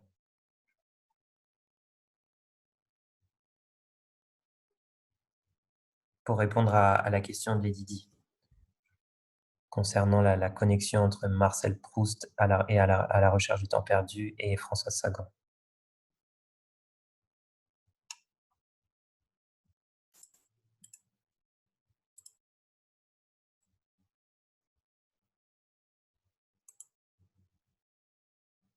Alors oui, Sagan a étudié en France. Elle a, euh, Elle a étudié à la Sorbonne. Et puis avant, elle était au lycée à Paris. À l'époque, ça s'appelait encore la Sorbonne seule. Tout était regroupé parce que c'était avant 68. Aujourd'hui, il existe plusieurs Sorbonnes en fonction des spécialités. Il y a à la fois Paris 1, Panthéon-Sorbonne, Paris 4, Paris-Sorbonne, la Sorbonne Nouvelle, Paris 3. Il y a beaucoup de Sorbonnes aujourd'hui qui sont spécialisées en fonction des disciplines. Et justement, pour ceux d'ailleurs qui s'intéressent aux études en France, lundi à venir, lundi prochain, nous recevrons deux Kazakhstanais diplômés alumni de l'enseignement supérieur français et deux francophones de l'enseignement supérieur français, aussi de grande école, Alessandro Ferrario d'HEC Paris et Lynn Ulvestadt de Sciences Po Paris. Mais ce qui est majeur, c'est qu'elle a écrit vraiment cette œuvre aussitôt. Est-ce que l'on peut considérer que Cécile est égoïste, dit Amina? Effectivement, oui, Cécile est très égoïste tout au long du roman. Elle est égoïste comme peut l'être une enfant. C'est-à-dire qu'elle considère que son environnement lui appartient, qu'elle ne veut pas, elle souhaite pas partager son père, du moins pas sur le long terme, et pas avec quelqu'un qui pourrait lui faire de l'ombre.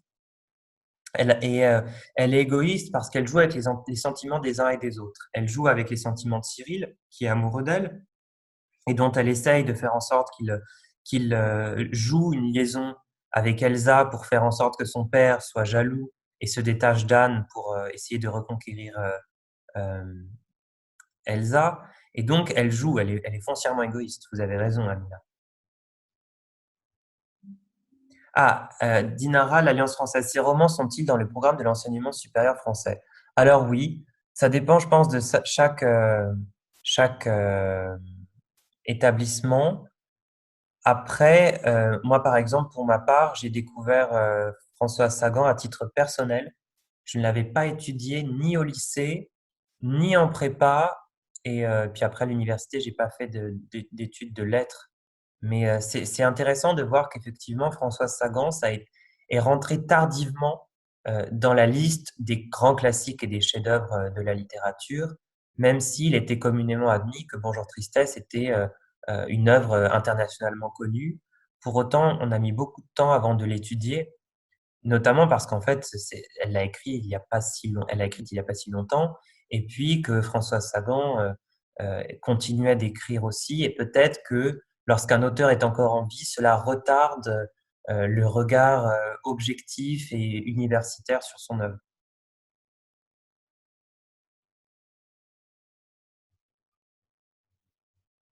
Sanduga, vous trouvez aussi qu'elle est égoïste.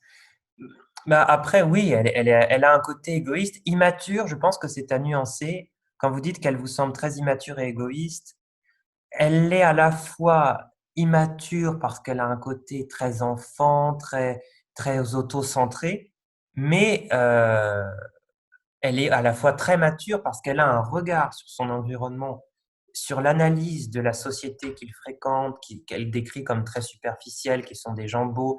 Elle analyse très bien son père, elle analyse très bien Anne et Cécile, qui me font penser qu'elle est quand même suffisamment mature, elle a même un excès de maturité pour ses 17 ans. C'est-à-dire ça en fait un personnage très complexe parce qu'à la fois elle agit de façon immature, mais elle en a tout à fait conscience et elle l'analyse très bien. Donc tout ça joue beaucoup sur la confusion entre maturité et immaturité. Peut-être que c'est à cause du manque d'amour, demande Amina. Euh, je sais, je sais pas trop si on peut analyser ça. Elle est contradictoire. Effectivement, elle a perdu sa mère, elle est mise en pension, elle a cette relation fusionnelle avec son père. Je pense elle mêle beaucoup de réalités. Je ne saurais pas dire si elle manque d'amour après, mais.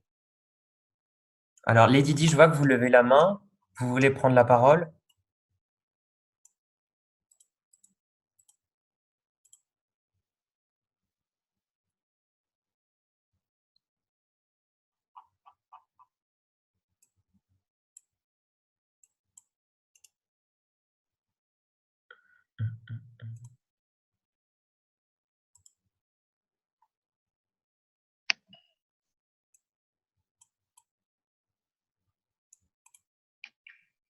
Bonjour Lady Di. Euh, Bonsoir. Alors, non, je voulais pas dire grand chose. C'est juste que je, je, j'ai lu ce livre il y a 10 ans, donc je me souviens pas très bien. Mais quand vous avez mentionné Marcel Proust et son livre, j'ai essayé de connecter quelque chose, mais je pouvais pas trouver le connexion parce que à la recherche de temps perdu, ça parle du sens de la vie. Mhm.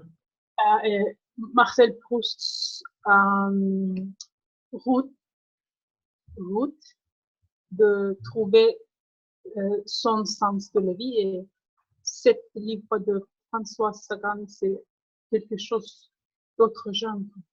Alors oui, oui, complètement. Elle s'inspire pas pour faire comme Proust. C'est seulement que la lecture de Proust et l'analyse de Proust lorsqu'elle a 17 ans et auparavant même, euh, l'aide à structurer, à construire son rapport au récit. Et donc notamment son rapport à la description des personnes. Parce que ce dont va s'inspirer Sagan chez Proust, c'est ce rapport à la description d'un environnement social, cette espèce de bourgeoisie un peu mi-futile, mi-éclairée que fréquentera beaucoup Sagan. Et Sagan, à l'image de Proust, va s'entourer beaucoup, c'est ce que j'expliquais à un moment donné, de personnes, à la fois de personnes très futiles, très mondaines, très superficielles à Paris, et en même temps, elle va avoir ce besoin de s'isoler pour écrire. Et c'est quelque chose qu'on trouve aussi chez Proust, ça, ce rapport très ambivalent dans sa vie entre un besoin de mondanité, superficialité, et une recherche constante de sens et d'écriture. Et c'est uniquement en cela qu'elle s'inspire. Après, son Bonjour Tristesse ne veut pas être une, un deuxième à la recherche du temps perdu version Sagan. C'est pas le but.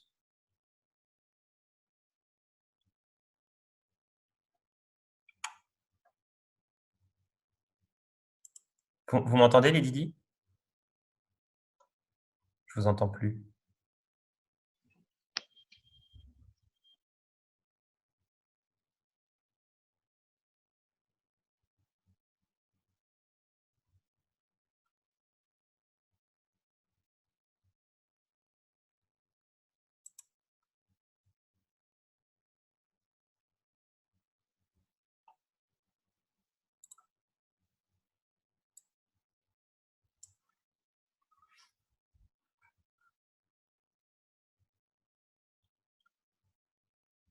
Alors, on me demande pourquoi Bonjour Tristesse est célèbre, est le plus célèbre de ses romans. Alors, pourquoi Bonjour Tristesse est le plus célèbre de ses romans? D'abord parce qu'il fait scandale en, en 54 quand il sort. Euh, Beaucoup de choses font scandale et en même temps beaucoup de choses attirent à travers le monde.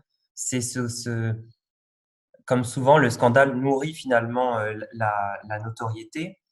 Et donc, c'est à la fois le caractère, l'âge de l'auteur, les sujets évoqués pour l'époque et le rapport à la morale. Et finalement, les autres, Bonjour Tristesse va avoir une renommée vraiment mondiale. Beaucoup de pays vont le publier, vont l'éditer, vont le traduire, etc. Les romans qui suivent seront beaucoup plus français, auront davantage de publicité en France. Il n'empêche qu'il y a beaucoup d'autres romans de Françoise Sagan qui seront très connus.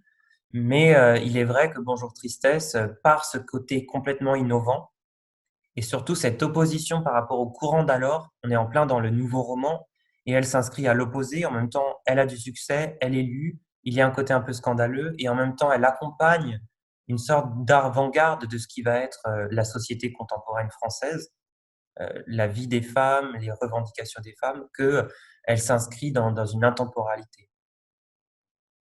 Coulnard demande si on s'intéresse toujours aux œuvres de Sagan. Eh bien, de plus en plus, on s'intéresse beaucoup à Bonjour Tristesse aujourd'hui parce que finalement, il a beaucoup plus, il a encore de la résonance par rapport au monde dans lequel on est et on évolue actuellement, et voire même pourrait complètement s'adapter à une situation actuelle.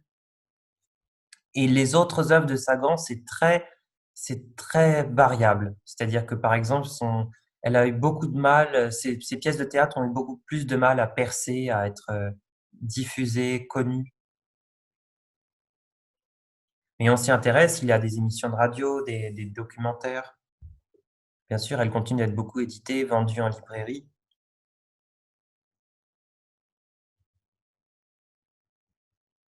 C'est intéressant aussi pour l'anecdote que je vous confie, c'est que justement, la première séance, nous avons plutôt parlé du Petit Prince, et Françoise Sagan détestait le Petit Prince. Elle détestait Saint-Exupéry parce qu'elle le considérait comme un rêveur, un rêveur voilà, qui évoquait des choses imaginaires. Et pour elle, l'intérêt de l'écriture, c'était d'écrire sur le réel, sur voilà. Et donc, elle n'aimait pas Saint-Exupéry. C'était amusant de voir que pour autant, on a pu, dans l'analyse proposée, trouver parfois des liens de connivence entre la présentation des deux récits, ce rapport au personnage ambivalent, de faire parler un personnage, se mettre dans la tête de son âge, etc.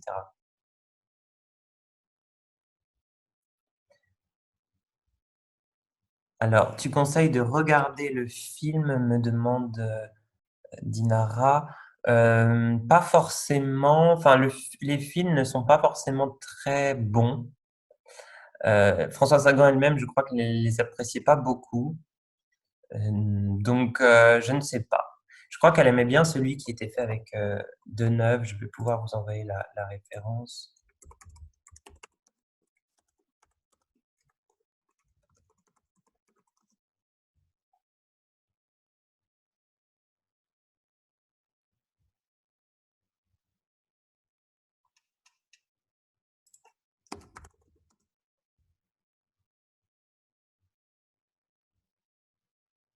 Enfin, c'est pas pour Bonjour Tristesse, mais c'est pour La Chamade. Mais Bonjour Tristesse d'Otto Preminger, il peut être intéressant pour capter un petit peu l'ambiance que l'on pouvait retrouver sur la Côte d'Azur. Parce que, par exemple, pour ceux qui ne sont jamais allés sur la French Riviera en anglais, enfin la Côte d'Azur, parce on le connaît pas sous le nom de Côte d'Azur, mais tout ce qui est enfin, sur la bordure de la Méditerranée, entre Menton et Nîmes, eh bien, ça peut être bien de pouvoir visualiser, par exemple, avec des photos, à quoi ça ressemble pour avoir davantage de vision sur le contexte.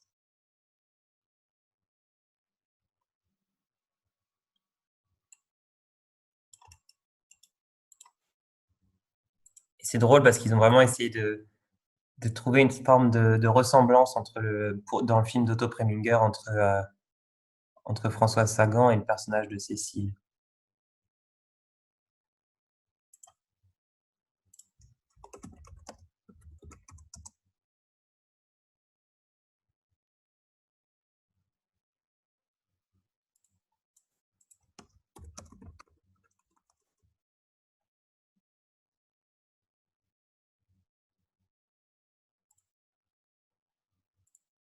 Alors, si j'ai d'autres romans de Sagan à conseiller, moi, je vous conseille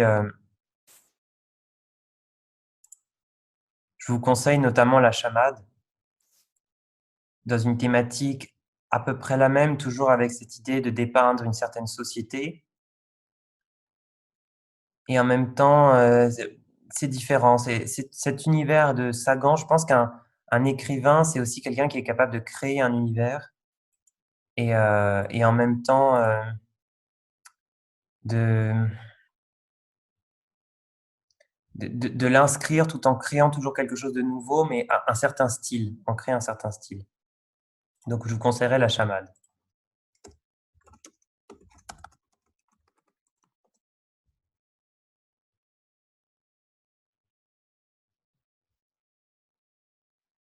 Sandougache, c'est bien d'avoir les deux, l'imaginaire et les réels.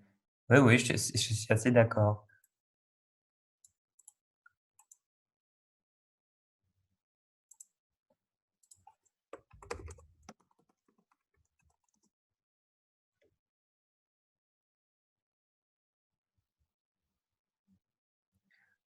Sagan a lu Camus. Elle l'a lu très jeune, lorsqu'elle était adolescente, je crois à peu près vers l'âge de 13 ans. Elle avait déjà lu Camus, Gide, Sartre, qui était très présent dans sa construction en tant que jeune individu. Après, je ne sais pas, je vous avoue que je ne connais pas, pour répondre à Lady Di qui demande quel serait ce que François Sagan pense d'Albert Camus. Si elle, Mais après, ce que je peux vous dire concernant Françoise Sagan, c'est qu'en revanche, elle avait elle était très réticente à affirmer des opinions politiques. Donc, elle avait tendance à être souvent là où on ne l'attendait pas. Et donc, Françoise Sagan, c'était à la fois, elle a signé le manifeste pour l'avortement en France, et en même temps, elle refusait d'être classée politiquement. Elle pouvait être amie avec tout le monde. Elle était amie avec des communistes, avec le président de la République, François Mitterrand. Et c'était quelqu'un qui ne cherchait pas à avoir une sorte de volonté politique, d'affirmer des idées, de se battre pour des idées. C'était quelque chose qu'elle refusait. Et encore une fois, ça témoigne d'une certaine forme d'élégance de sa part, de ne pas vouloir gêner, etc.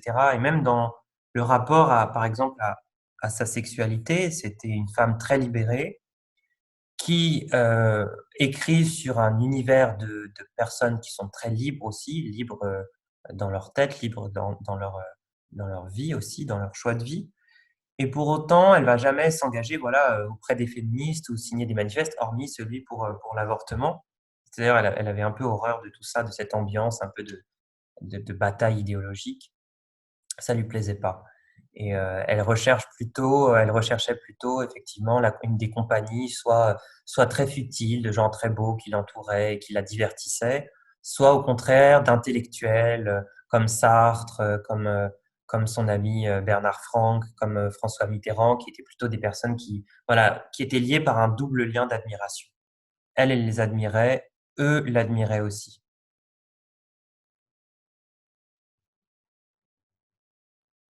Mais elle n'aimait pas vraiment voilà, de s'engager pour des idées. C'était quelque chose qui ne lui plaisait pas. Il y a plusieurs petites anecdotes comme ça où elle a été prise à partie par des personnes voilà, qui voulaient qu'elle s'engage. Mais en même temps, c'est lié aussi à ce qu'elle représente. C'est-à-dire que Sagan, elle s'intéresse à un certain univers, un certain monde. Justement, j'aimerais vous partager avec vous des interviews qu'elle a données où elle explique un petit peu ça. Et on l'entend parler. Je vais mettre le son un petit peu plus fort cette fois. Alors, je vous montre ça tout de suite. J'ai plié mon temps, je gaspillais mon argent, je gaspillais ma vie, et à 18 ans, c'est absolument ce qu'il faut faire. Ne pensez-vous pas aussi que vos personnages, d'une certaine façon, ont contribué à cette légende Sagan? Vos personnages aussi ont beaucoup d'argent, ils n'ont pas de soucis matériels en général. D'abord, ça dépend lesquels. Enfin, dans le premier, d'accord, c'était la complète liberté. De toute manière, moi, ce qui m'intéresse, c'est l'histoire ou le thème que je veux raconter. Et les gens dont je parle, je connais leur milieu, je sais comment ils vivent, etc. Et si je parle d'un milieu paysan, ce serait ridicule parce que je connais pas bien le milieu paysan. C'est tout. Ce qui m'intéresse, c'est l'histoire. Les gens sont des illustrations de mon histoire. Oui. Vous-même, est-ce que vous aimez l'argent? Est-ce que vous pourriez vivre sans argent? C'est une question très dure parce que j'ai jamais vécu sans. Mais je crois pas que je crois que je connais des avec beaucoup moins d'argent. Oui. Oui. Mais vous ne pensez pas que vous puissiez vivre pauvre? Vous ne croyez pas à la pauvreté? Je crois que si j'étais pauvre, je ne tuerais pas, mais je crois que je serais extrêmement embêtée. Oui. Vos personnages, les jeunes filles, en tout cas, qui sont dans vos livres, ont irrité un peu par leur comportement. Disons, ce comportement, est-ce que c'est le vôtre d'abord? Vous avez affirmé à plusieurs reprises, non seulement dans vos livres, mais dans des interviews, que vous ne croyez pas à la durée à l'amour.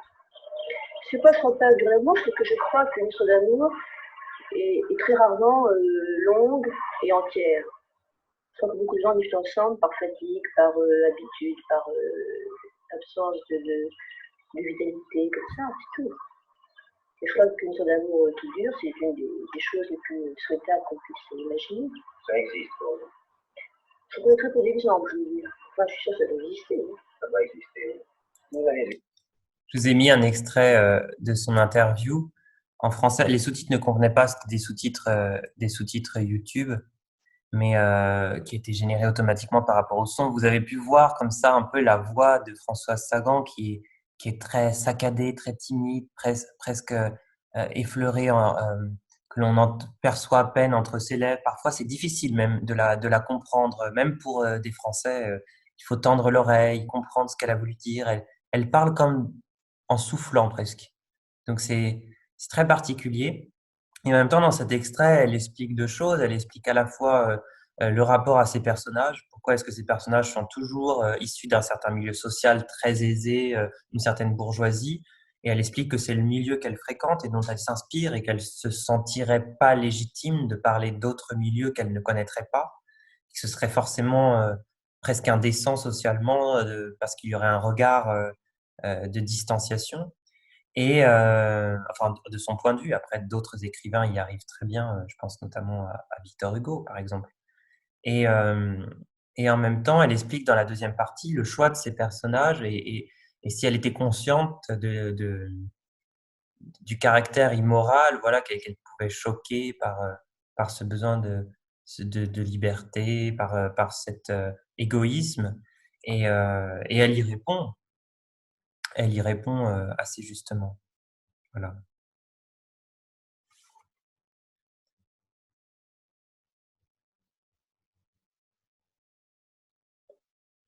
Est-ce que vous avez d'autres questions? En attendant, je souhaitais aussi également vous annoncer que nous continuons les activités culturelles en ligne en cette période de confinement et peut-être même au-delà. Et donc, nous vous proposons ce dimanche à 18h, heure kazakhstanaise, 14h heure française, de découvrir l'artiste français Mathias Kiss, qui travaille l'or et le miroir notamment, qui produit des installations pour Hermès, qui a aussi été invité pour de nombreuses expositions en France et également à l'étranger. Et sa fille Mila Kiss, qui est réalisatrice de films et qui a produit un documentaire, un film documentaire sur son père pendant le confinement, sur Mathias Kiss, la façon dont il vivait le confinement dans leurs deux ateliers de création à Paris, dans le Marais. Donc, je serais très heureux de vous retrouver à cette occasion dimanche.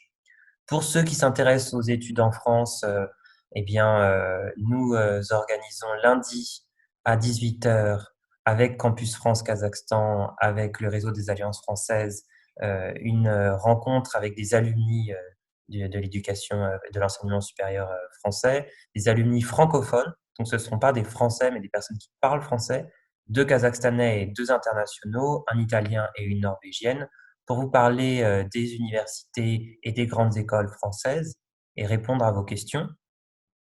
Et puis, nous poursuivrons ce cycle littéraire, le marathon littéraire, jeudi prochain, Cette fois, comme nous aurons fait 2 séances sur le roman, nous pourrons présenter la poésie.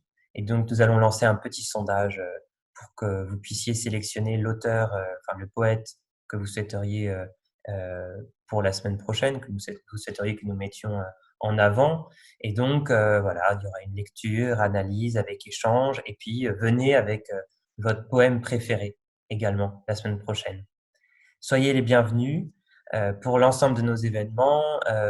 Voilà, c'est libre, et puis et on est ravis de pouvoir partager ce moment avec vous et de pouvoir vous proposer une programmation riche, puisque le but du marathon, c'est à la fois de pouvoir aborder des thèmes de littérature, les lire, les faire lire par un natif en l'occurrence, et puis aussi vous proposer des analyses de textes, échanger avec vous sur votre ressenti.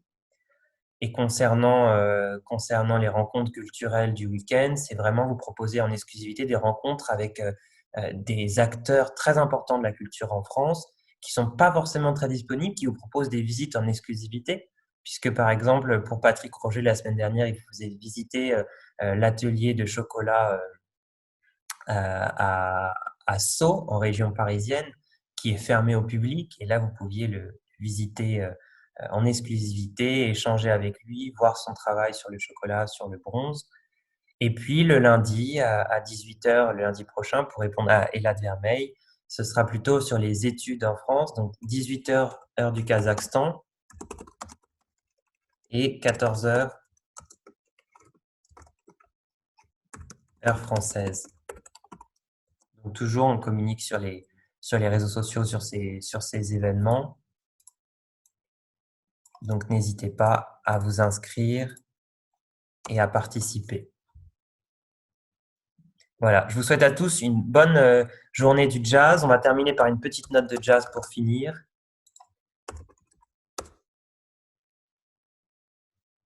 Et je vous remercie à tous pour votre participation et votre présence.